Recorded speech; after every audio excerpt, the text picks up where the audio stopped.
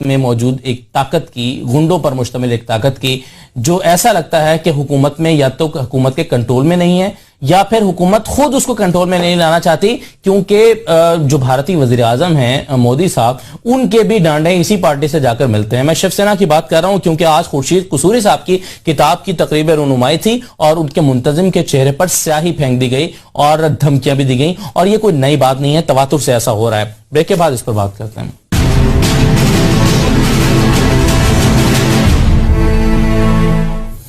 Break के बाद आपको खुशामदीद कहते हैं। जैसा कि ब्रेक पर जाने से पहले मैंने कहा कि हम वापस आएंगे तो जरा खुर्शीद कुसूरी साहब की तकरीब की, जो किताब की तकरीब रुनुमाई है, उस हवाले से बात करेंगे।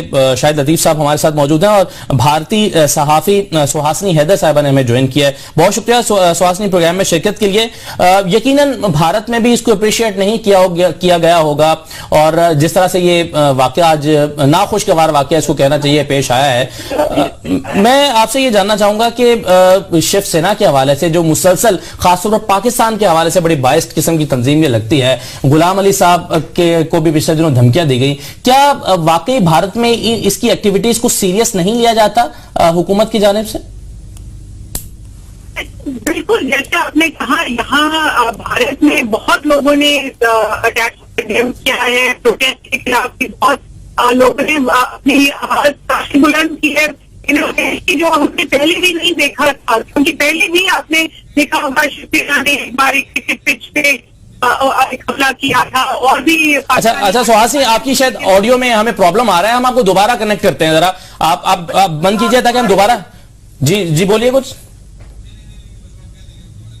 जी, हम आपको रिकनेक्ट कर रहे हैं। ठीक, ये तो सही है कि भारत में जो पढ़े लिखे हल्के हैं उनकी तरफ से तो तनकीद की गई होगी शायद साहब, लेकिन हुकूमत की तरफ से भी तो कभी कोई एक्शन लिया जाना चाहिए, जो कि कभी नहीं देखा गया। बिल्कुल ऐसे ही है। देखें, भारत का जो एक नया इंप्रेशन बड़ी तेजी से उभर रहा है, और वो ये है कि ये अब वो सेकुलर भारत नहीं है जहां सबका एहसास और जो माइनॉरिटीज़ हैं आपकी, उनका भी एहसास किया जाता था, उनको देख के और उनको साथ लेकर चलने की बात की जा रही थी। आज आप देखें ना कि यूं लगता है कि हिंदुत्व वाला मामला है, कल्चर है वहाँ पे, और यही समझा जाता है कि शायद जो हिंदू हैं उन्हीं का भारत है। और मुसलमानों के लिए टॉलरेंस का आलम देख लीजिए, क्रिश्चियंस के लिए देख लीजिए, बाकी जो माइनॉरिटीज़ हैं उनके लिए टॉलरेंस का आलम देख लीजिए। हर जगह ये नज़र आता है कि उनके लिए जो मामलात हैं वो बिल्कुल मुख्तलिफ हैं, और जो मेजॉरिटी ऑब्वियसली हिंदुस्तान में, और ये जो इस तरह की शिवसेना जैसी जमातें हैं वो तो खुल्लम खुल्ला कहती हैं ना कि भारत जो है वो तो हिंदुओं के रहने की जगह, मुसलमानों के खिलाफ खुल्लम खुल्ले नारे लगाए जाते हैं। ये पिछले दिनों जो गाय और बैल की ज़िबा करने की जो बात हुई और उसके ऊपर एक पाबंदी लगाई, और उसके ऊपर आपने देखा कि मामले जो हैं खराब भी हुए। सही। अब ये कौन सा भारत है कि जिसमें इस तरह की पाबंदियां आप लगानी शुरू कर दें और इसके ऊपर फसादात शुरू हो जाएं? ये शिवसेना जो है, बिल्कुल आपने सही कहा कि उस दिन वो जो हमारे एक सिंगर हैं गुलाम अली, उनके शो को उन्होंने कहा जी ये तो हम नहीं होने देंगे। तो क्या हुकूमत की तरफ से कोई इसके ऊपर एक्शन नहीं होनी चाहिए थी? अगर आप एक्शन नहीं लेते तो फिर जाहिर यही होगा कि कुछ लोगों से आप शायद इसकी तनकीद करवा देंगे, मगर जिसने असल में इसका रास्ता रोकना है और हिंदुस्तान का जो बड़ी तेजी से एक इंप्रेशन बदल रहा है पूरी दुनिया में, उसको अगर आप वाकई ठीक करना चाहते हैं तो फिर हुकूमत को सामने आना होगा ना। सही है, कोई एक्शन लेना होगा, कोई कार्रवाई करनी होगी। सही। मगर ऐसा नहीं होगा। और यही सवाल था हमारा, जो आज हुआ है ये नहायत अफसोसनाक बात है। और मैं समझता हूं कि सिर्फ यही नहीं कि प्रेस के एक कोने से या चंद लोगों की तरफ से इसकी तनकीद की जाए, हुकूमत को बाकायदा सामने आकर इसके ऊपर एक्शन लेना होगा। ठीक है सुहासिनी, सवाल मेरा आपसे यही था कि जो भारत में भी पढ़े लिखे हल्के हैं उनकी जानिब से इस किस्म की इंतहा पसंदी को बिल्कुल सही नहीं माना जा रहा होगा, तनकीद की जा रही होगी, लेकिन हुकूमत इस पर कभी एक्शन लेते हुए दिखाई नहीं दी हमें। क्या इसकी वजह यह है कि मोदी साहब के बारे में कहा जाता है कि वो खुद सपोर्ट करते हैं, या उनका माजी में इस तंजीम से ताल्लुक रहा है, या है भी? देखिए, एक ये तो जरूर है कि जो शिवसेना पार्टी है वो रूलिंग पार्टी बीजेपी के साथ एक अलायंस में है। महाराष्ट्र स्टेट में वो एक गवर्नमेंट का हिस्सा है, और इसी वजह से आज उन्होंने अपना प्रोटेस्ट भी वापस लिया था जब चीफ मिनिस्टर ने उनसे पूछा था। एक इल्जाम जरूर होता है कि ये जो अलायंस जो पावर में है वो ही अगर ये इस तरह की प्रोटेस्ट करेंगे तो गवर्नमेंट को किसी तरह का एक्शन लेना बहुत मुश्किल पड़ेगा। लेकिन मैं आपके गेस्ट से इत्तेफाक में नहीं हूं। मुझे लगता है कि इंडिया में अक्रॉस द स्पेक्ट्रम लोगों ने इसकी कंडेम की है। हमने बीजेपी के मिनिस्टर से भी सुना है, डिफेंस मिनिस्टर से, होम मिनिस्टर से, सबने इसकी मतलब इस वाकये की कंडेमनेशन की है। और पिछले भी हफ्ते जो हमने देखा था, आपको शायद पता नहीं होगा कि जब उस्ताद गुलाम अली खां का कॉन्सर्ट कैंसिल हो गया था, ऑर्गेनाइजर्स ने डिसाइड किया था उसको कैंसिल करने के लिए, तो इंडिया के 23 सिटीज में रेडियो स्टेशन ने गुलाम अली साहब के गाने चलाए थे।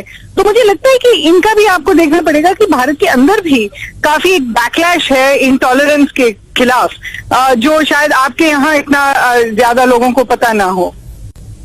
सही है, ठीक है, जरा साथ रहेगा मेरे। हम सलीम बुखारी साहब ने हमें ज्वाइन किया है, बड़े ओके चले हमारे साथ नहीं है। मैं सवाल आपसे ये करना चाह रहा था सुहासिनी कि ये पहली दफा नहीं हुआ है और ये गुलाम अली साहब का वाला वाकया भी पहली मर्तबा नहीं था। उससे पहले भी कई मर्तबा कुछ बच्चे सिंगर भी अगर वहां पर कंपटीशन के लिए जाते हैं उनको धमकियां मिलती हैं, कुछ और लोगों को भी वहां पर धमकियां मिलती रही हैं। तो ये इसका कोई मुस्तकिल हल निकलेगा? क्योंकि एक तरफ अगर स्टेट्स कोशिश कर रही हैं कि वो ताल्लुकात को बेहतर करें, तो ये ऐसे जो अनासर हैं वो ताल्लुकात को खराब करने की भी मुसलसल कोशिश कर रहे हैं। तो एक तरह से एक काउंटर फोर्स जो है वो भी अमल में है। बिल्कुल, लेकिन मैं इतना जरूर कहूंगी कि ताल्लुक अगर खराब हैं तो एक मकसद है, एक रीजन है उसके भी पीछे। एक तो हुकूमतों के बीच में कोई अंडरस्टैंडिंग नहीं नजर आती है जिससे ताल्लुक आगे चले। तो अगर हुकूमतों के बीच में कोई तालमेल ना हो, कोई टॉक्स ना हो, वो तो एक अलग मौजूद है ना, वो तो एक अलग बात है ना। मैं तो एक एलिमेंट की बात कर रहा हूं, वो तो चले फैक्टर और बहुत सारे हैं। आप अगर शिवसेना की बात करें तो ये जरूर है कि इनको मतलब कंट्रोल में लाने के लिए गवर्नमेंट को काफी करना पड़ेगा।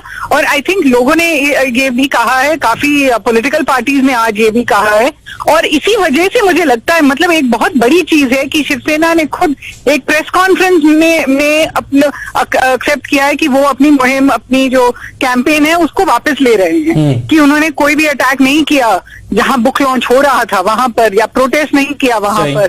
तो ये भी एक पब्लिक के रिएक्शन को या पॉलिटिकल रिएक्शन आप समझे, उसके साथ उनका भी शायद एक थोड़ा सा बैक ट्रैकिंग है।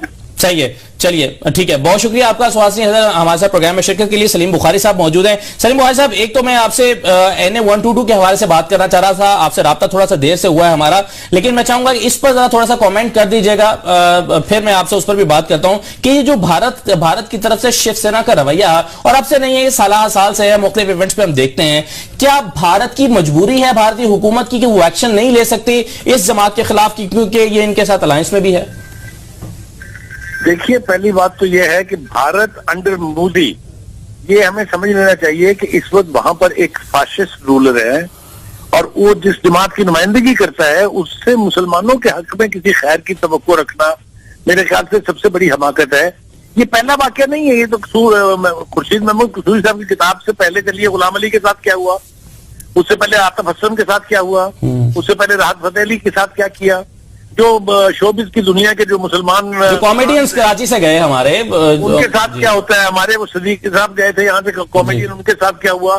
तो ये एक माइंड सेट है, under Modi India is a fascist India, और उससे किसी खैर की तवक्को हो ही नहीं सकती, इसलिए कि मुसलमानों के साथ उनकी दुश्मनी जो है वो एस्टेब्लिश्ड है। आप देखिए गुजरात में क्या हुआ, आप देखिए ऑक्यूपाइड कश्मीर में क्या हो रहा है।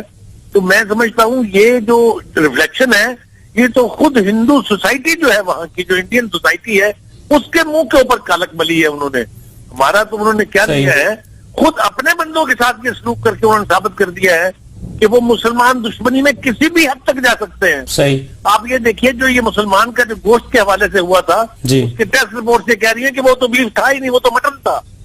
अब जहां इस किस्म का फैशनिज्म हो रहा हो वहां आप क्या तवक्को रख सकते हैं किसी से? सही है। मैं सर मैं एक सवाल सिर्फ आपसे और करना चाहूंगा, मैं समझता हूं कि आपकी बड़ी इंपॉर्टेंट राय होगी 122 के हवाले से।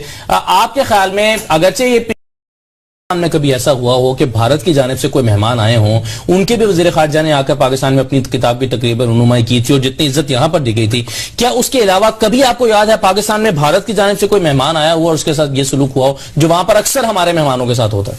नहीं, मेरी याददाश्त में ऐसा हरगिज नहीं है, बल्कि यहाँ तो कुछ लोगों को ये शिकवा है कि भारत से जो लोग आते हैं उनको जरूरत से ज्यादा इज्जत, हम शायद जरूरत से ज्यादा उनके साथ करते हैं, जिसकी वजह से कहीं ये कमजोरी का एहसास तो नहीं हम पैदा करते कि जनाब जरूरत से बढ़कर अगर किसी की आवभगत की जाए तो इसको आपकी शायद कमजोरी ही ना समझा जाए।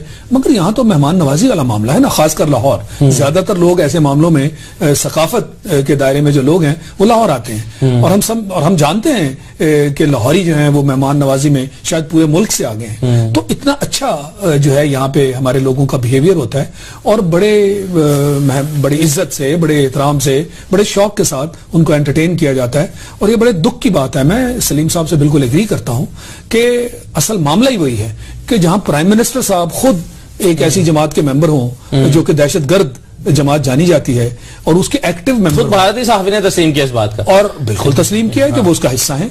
और वो जमात जो है वो तो लाजमी चीज है। फिर प्राइम मिनिस्टर साहब की अपनी जुबान देख लीजिए, गुजरात में जब वो चीफ मिनिस्टर थे तो उसकी जुबान आप निकाल के आज चला लीजिए, तो उनकी जुबान है ही ऐसी, उनकी मेंटालिटी, उनका माइंडसेट बिल्कुल ऐसा है। तो जब टॉप पे एक आदमी बैठा हुआ है तो नीचे फिर उसी तरह का रवैया होगा। मैंने जैसे कहा कि सारी माइनॉरिटीज को आप देख लें, मुसलमानों को देख लें, ईसाइयों को देख लें, सिखों को देख लें, जो कुछ उनके साथ बर्ताव है, लगता यह है कि इस वक्त हिंदुस्तान जो है वो सिर्फ हिंदुओं का है, उन्हीं की बर्तरी होगी, उन्हीं की बात मानी जाएगी।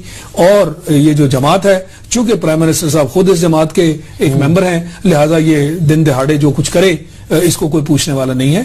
और ये कहना जी कि अक्रॉस द बोर्ड लोगों ने इस पर तनकीद की है, चंद लोगों ने अगर तनकीद कर ली, हम एक्शन देखना चाहते हैं। ये तनकीद कोई बड़ी बात नहीं है, यानी एक पहले आप जुर्म कर लें और उसके बाद हल्की फुल्की माफी भी मांग लें, हम कहे जी मामला हो गया। नहीं, सजा जो होती है वो नजर आनी चाहिए।